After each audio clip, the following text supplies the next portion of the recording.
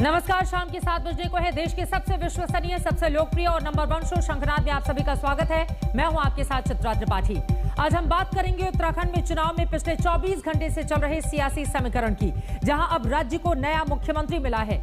इसके अलावा बात होगी पंजाब में बिजली को लेकर मचे घमासान की, जहां सड़कों पर जमकर आज हंगामा हुआ। लेकिन शंखनाद की शुरुआत यूपी में जिला पंचायत चुनाव के अध्यक्ष के साथ, जहां बीजेपी ने जोरदार प्रदर्शन किया है। आइए सबसे पहले ग्राफिक्स के जरिए आपको समझा देते हैं कैसे बीजेपी ने विरोधियों को पूरी तरह से पस्त कर दिया, जिसके बाद हम कह सकते हैं कि योगी आदित्यनाथ यही सोच रहे होंगे, कोई नहीं है टक्कर में। एक एक करके वो तमाम बातें आपके सामने हम यहां पर रखने की कोशिश करेंगे। ग्राफिक्स में कुछ गड़बड़ देखिए। समाजवादी पार्टी 5 सीटों पर समाजवादी पार्टी ने कब्जा जमाया है और यहां पर जो अन्य हैं उनके खाते में सिर्फ 1 सीट ही गई है। जिला पंचायत अध्यक्ष के चुनाव में भारतीय जनता पार्टी ने शानदार प्रदर्शन किया है और भारतीय जनता पार्टी, आपको बता दें, नीतीश कुमार का योगी आदित्यनाथ को आप मानिए, इसको हटाइए आप, हम दूसरे अपने दर्शकों को जानकारी दे देते हैं। 67 सीटों पर भारतीय जनता पार्टी ने जीत हासिल की है, 2 उसके सहयोगियों के खाते में गए हैं, यानी कि 69 सीटों पर शानदार तरीके से यहां पर भारतीय जनता पार्टी और एनडीए दलों ने जीत हासिल की है। कुछ बड़ी सीटों के परिणाम पर जल्दी से नजर डाल लेते हैं कि आखिर कहां किस पर बाजी मारी है भारतीय जनता पार्टी ने, जिसको लेकर अब सवाल ये पूछे जा रहे हैं कि क्या आगे आने वाले वक्त में जो विधानसभा के चुनाव होने हैं उसमें बीजेपी इसी तरह का प्रदर्शन करेगी, क्योंकि बीजेपी यही दावा करते हुए कह रही है कि ये तो अभी ट्रेलर है। यहां पर दिखा रहे हैं यूपी में जोरदार प्रदर्शन के बाद अब ये तमाम अलग अलग जगहों की वो सीटें हैं, चाहे वो लखनऊ की बात करें, चाहे कानपुर की बात करें। लखनऊ में भारतीय जनता पार्टी ने शानदार तरीके से प्रदर्शन किया है और उसके बाद कानपुर में भी बीजेपी का कमल खिल गया है। ये तमाम वो महत्वपूर्ण सीटें हैं। आरती रावत ने लखनऊ से जीत हासिल की है, जबकि वहीं दूसरी तरफ स्वप्निल वरुण ने कानपुर से जीत हासिल की है। ये महत्वपूर्ण सीटें और यकीनन इन्हीं के जरिए अब 2022 के लक्ष्य को हासिल करने की कोशिश बीजेपी की ओर से की जाएगी। अयोध्या में रोली सिंह ने भारतीय जनता पार्टी की जीत हासिल की है। वाराणसी से पूनम मौर्य ने जीत हासिल की है। वाराणसी, अयोध्या, ये दोनों सीट अपने आप में काफी ज्यादा महत्वपूर्ण है। मैनपुरी मुलायम सिंह यादव का गढ़ माना जाता है, वहां पर अर्चना भदौरिया ने जीत हासिल की है, जबकि मथुरा से किशन चौधरी ने जीत हासिल की है, जो भारतीय जनता पार्टी के हैं। वहीं एटा में आप देख पा रहे हैं समाजवादी पार्टी ने एटा में प्रदर्शन किया है, रेखा यादव ने जीत हासिल की है, जबकि आजमगढ़, जहां से खुद सांसद हैं अखिलेश यादव, विजय यादव ने वहां पर समाजवादी पार्टी के अपना झंडा बुलंद किया है। मेरठ में बीजेपी के गौरव कुमार ने जीत हासिल की है। प्रयागराज में भी बीजेपी ने जीत हासिल की है। विजय कुमार ने यहां पर बहुमत अपनी तमाम जो दूसरी पार्टियों के लोग थे उनको हरा दिया है। तो कुल मिलाकर स्थिति शानदार रही है भारतीय जनता पार्टी के लिए। 75 में से 67 सीटें और 2 उसके सहयोगियों का जीतना, यानी कि बीजेपी की बल्ले बल्ले है। यूपी में जोरदार प्रदर्शन के बाद सीएम योगी आदित्यनाथ ने ट्वीट किया है। ट्वीट करके उन्होंने लिखा है, त्रिस्तरीय पंचायत चुनाव में जिला पंचायत अध्यक्ष के लिए विजयी सभी प्रत्याशियों को मेरी ओर से हार्दिक बधाई। ये जीत भारत की पंचायती राज व्यवस्था को और मजबूती प्रदान करेगी। आप सभी के उज्जवल कार्यकाल के लिए शुभकामनाएं। यूपी में जिला पंचायत अध्यक्ष पद के चुनाव में बीजेपी की ऐतिहासिक विजय आदरणीय प्रधानमंत्री जी की लोक कल्याणकारी नीतियों का प्रतिफल है। ये यूपी में स्थापित सुशासन के प्रति जन विश्वास का प्रकटीकरण है। सभी प्रदेशवासियों का धन्यवाद एवं विजय की हार्दिक बधाई। मुख्यमंत्री योगी आदित्यनाथ की ओर से ये ट्वीट किया गया है।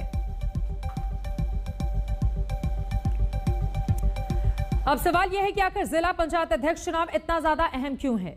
क्यों इस चुनाव ने बीजेपी कार्यकर्ताओं को जोश से भर दिया है? आइए समझते हैं इसका पूरा का पूरा खेल और गणित क्या कहता है। भारत माता की जय। ये 2022 विधानसभा चुनाव का ट्रेलर है।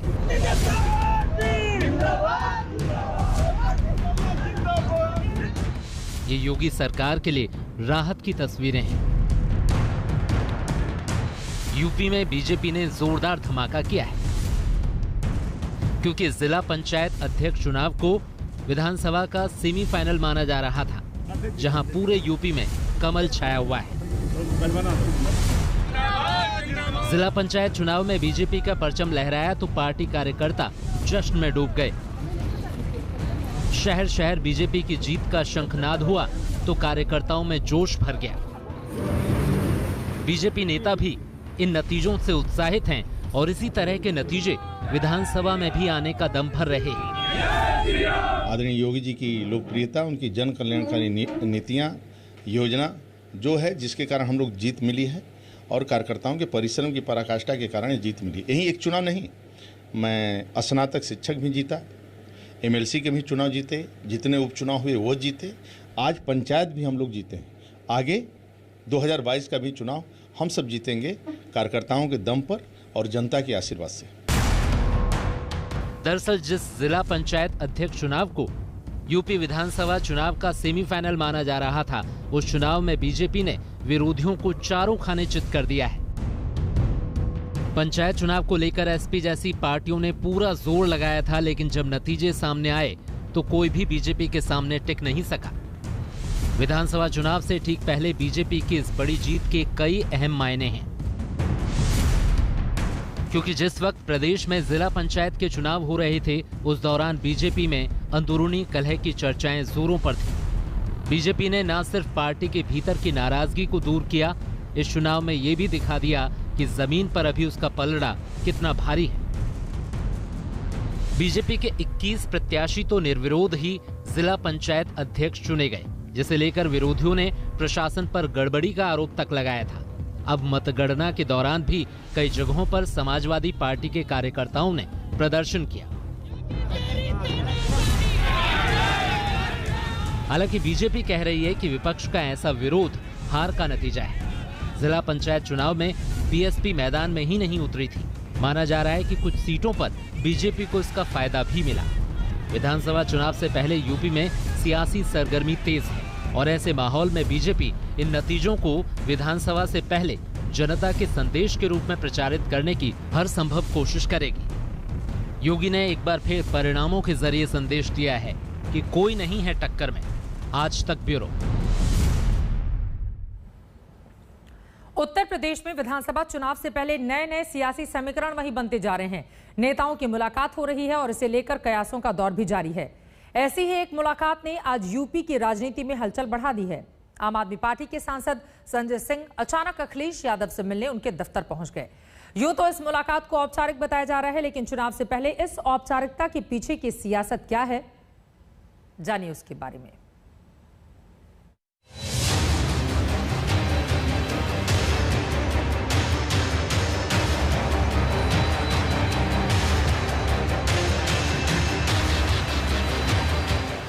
सियासत में समीकरण के बड़े मायने हैं। समीकरण से सधती है सत्ता, जीते जाते हैं चुनाव और रचा जाता है विरोधियों को मात देने का दाव।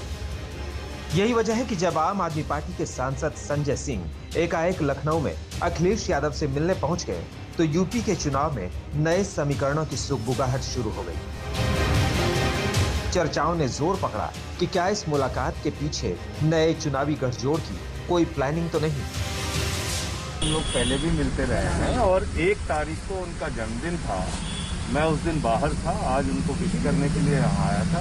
ये एक शिष्टाचार की मुलाकात थी, इसके और कोई मायने नहीं। संजय सिंह भले ही इसे शिष्टाचार मुलाकात बता रहे हैं, लेकिन चुनावी सरगर्मियों के बीच इस शिष्टाचार के कई सियासी मायने निकाले जा रहे हैं।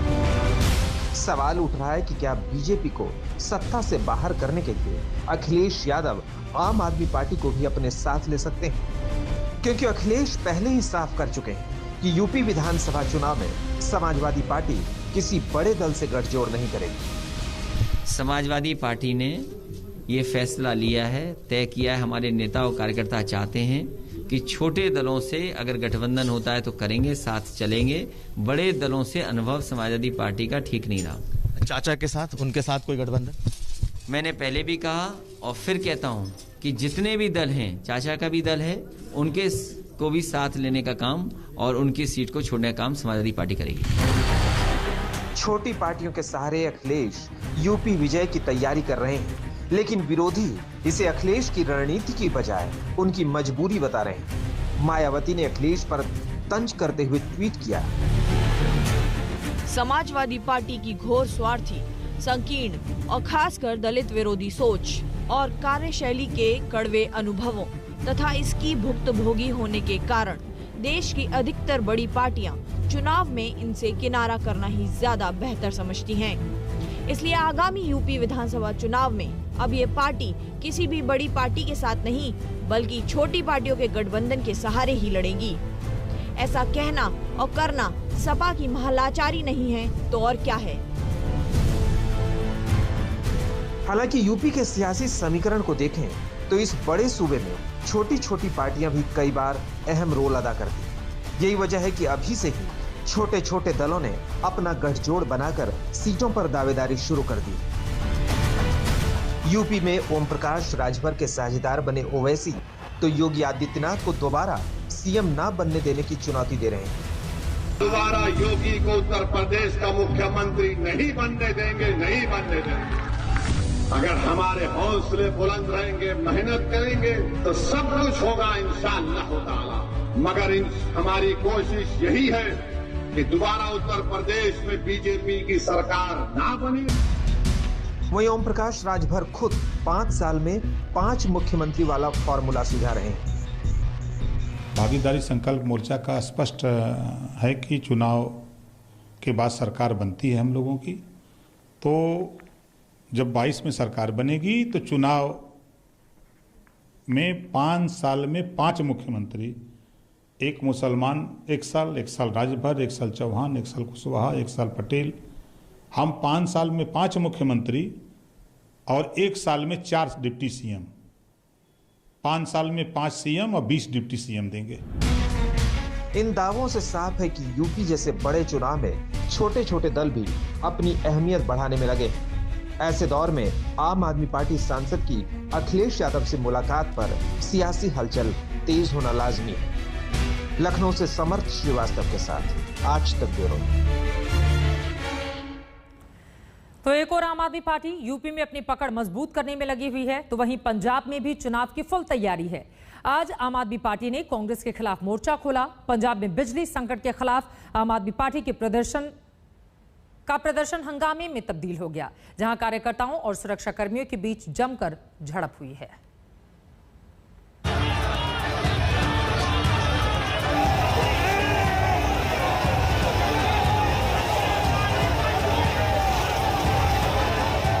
ये पंजाब में आम आदमी पार्टी का विरोध प्रदर्शन है।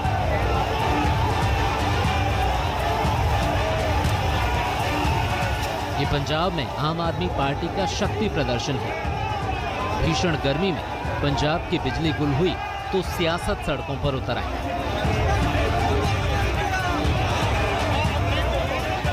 आम आदमी पार्टी ने कांग्रेस को घेरा तो प्रदर्शन पूरी तरह से हंगामे में तब्दील हो गया। मोहाली की सड़कों पर पुलिस और आम आदमी पार्टी के कार्यकर्ताओं में झड़प शुरू हुई। हालात बेकाबू होते देख सुरक्षा कर्मियों को वाटर कैनन का इस्तेमाल करना पड़ा। आम आदमी पार्टी ने सिसवा में सीएम कैप्टन अमरिंदर सिंह के फार्म हाउस का घेराव किया। पुलिस ने प्रदर्शनकारियों को रोकने के लिए बैरिकेडिंग की हुई थी। कार्यकर्ताओं ने पहला बैरिकेड तोड़ दिया, जिसके बाद पुलिस ने प्रदर्शनकारियों पर पानी की बौछार की। पंजाब की राजनीति पिछले कई दिनों से गरमाई हुई है। जैसे जैसे विधानसभा चुनाव पास आते जा रहे हैं, वैसे ही राजनीतिक गतिविधियां लगातार बढ़ती जा रही हैं। फिलहाल ये नजारा चंडीगढ़ के साथ लगते मोहाली का है। आप देख सकते हैं आम आदमी पार्टी के कार्यकर्ता बिजली संकट को लेकर पंजाब सरकार के खिलाफ लगातार प्रोटेस्ट कर रहे हैं। कैप्टन अमरिंदर सिंह के फार्म हाउस को घेरने के लिए आम आदमी पार्टी के नेता और कार्यकर्ता यहां पर आए थे। आप देख सकते हैं किस तरीके से पंजाब पुलिस लगातार इन पर वाटर कैनन की बौछार कर रही है और ये जो बैरिकेडिंग की गई है, यहाँ पर सैकड़ों की तादाद में पुलिस कर्मियों को लगाया गया है। हंगामे के बीच आम आदमी पार्टी के पंजाब प्रदेशाध्यक्ष और सांसद भगवंत मान तबीयत खराब होने की वजह से लौट गए। हमारे लाखों वॉलंटियर जो हैं उनके ऊपर देखिए कैसे वाटर कैनन जो मारा जा रहा है, किस पे कैसे लाठीचार्ज हो रहा है। बहुत सारे वर्करों की तबीयत खराब हो चुकी है, मान साहब की भी तबीयत खराब हो चुकी है। पर लेकिन हम अंतिम दौर तक ये लड़ाई लड़ेंगे। जब तक पंजाब में सस्ती बिजली नहीं हो सकती, आम आदमी पार्टी लड़ाई लड़ती रहेगी।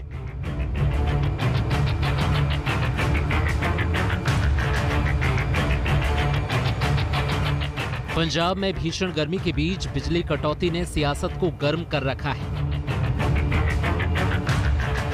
अकाली दल और बीजेपी ने भी पंजाब में बिजली के खिलाफ जोरदार प्रदर्शन किया था।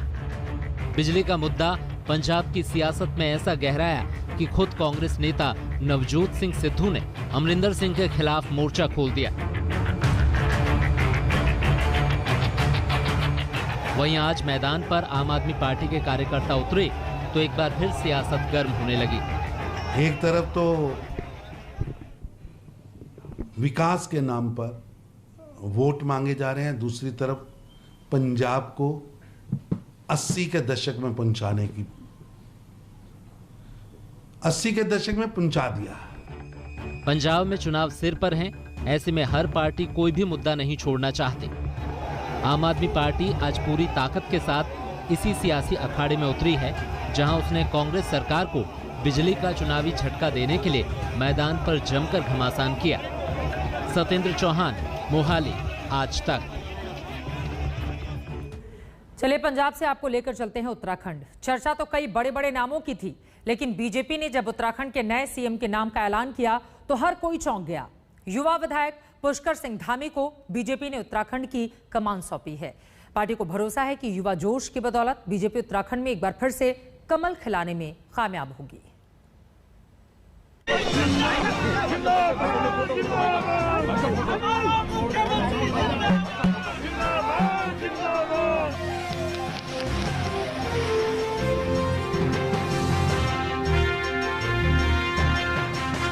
बहुत धन्यवाद आप लोगों का सबका।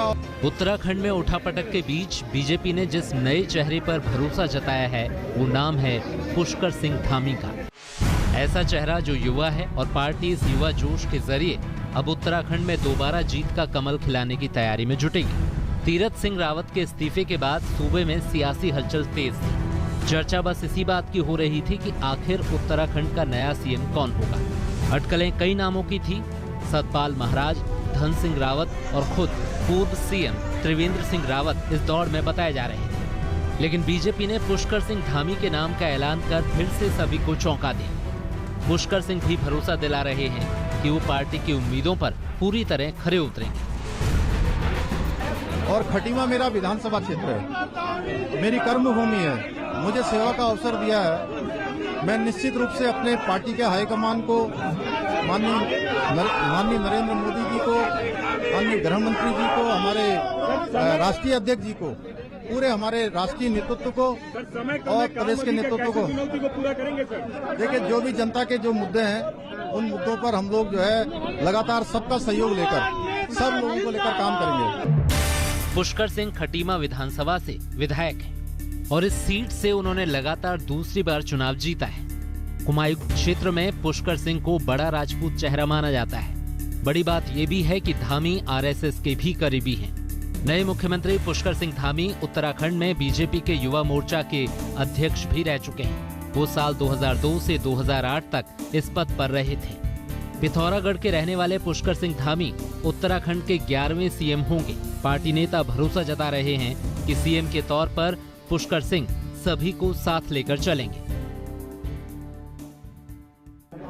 तो कांटों का ताज हो या फिर न हो, ये तो पार्टी हमारी सामूहिक दायित्व, उत्तरदायित्व निभाती है। विधानमंडल दल ने जो आज निर्णय लिया, ऐतिहासिक लिया, एक यंग व्यक्ति को हमको दिया है।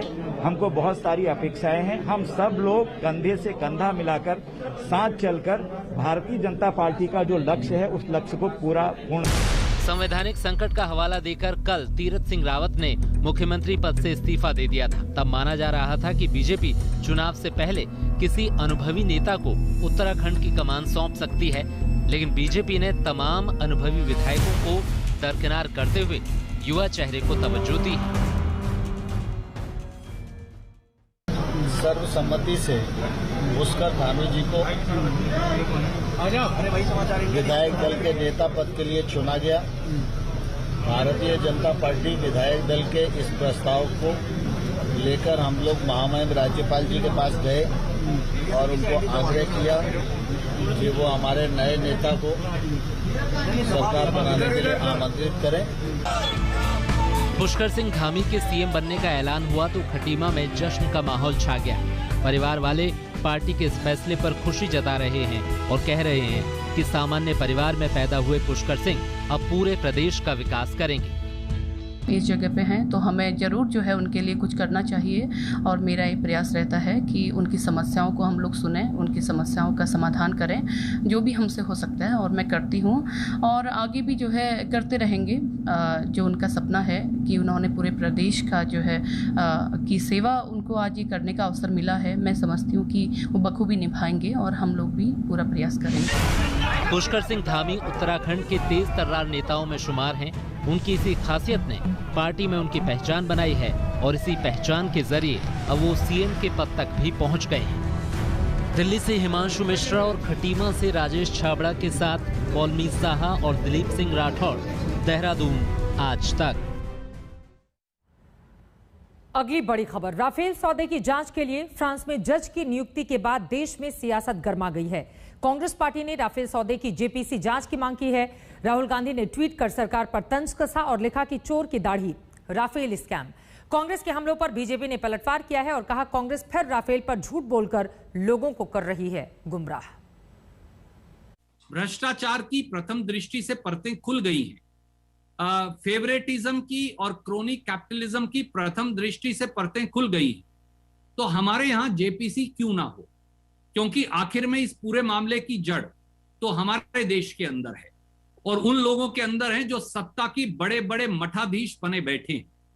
प्रधानमंत्री जी को सामने आकर यह जांच ऑर्डर करनी चाहिए। राफेल को लेकर जिस प्रकार कांग्रेस पार्टी ने झूठ बोला है, जिस प्रकार से एक भ्रम फैलाने की कोशिश की है, वो हम सबने देखा है। सोवरेन कंट्री में अगर कोई भी एनजीओ किसी चार्ज को लेकर कंप्लेंट करती है, आगे बढ़ती है, और वहां की जो इन्वेस्टिगेटिव फाइनेंशियल प्रोसिक्यूशन की बॉडी है, उन्होंने एक मैजिस्ट्रेट अपॉइंट किया है, तो इसको एक करप्शन के रूप में देखने की आवश्यकता है, ये हमें नहीं लगता है। इसी के साथ शंकरात में एक छोटे से ब्रेक के लिए हम रुकेंगे, लेकिन जब वापस लौटेंगे तो आगे आपको दिखाएंगे मुंबई से आई है आज की बड़ी खबर, जहां पर फिल्म अभिनेता आमिर खान और उनकी पत्नी किरण राव अब हो गए हैं अलग, दोनों के बीच हो गया है तलाव। इसी पर खास पेशकश जरूर देखिएगा, देखते रहिए आज तक।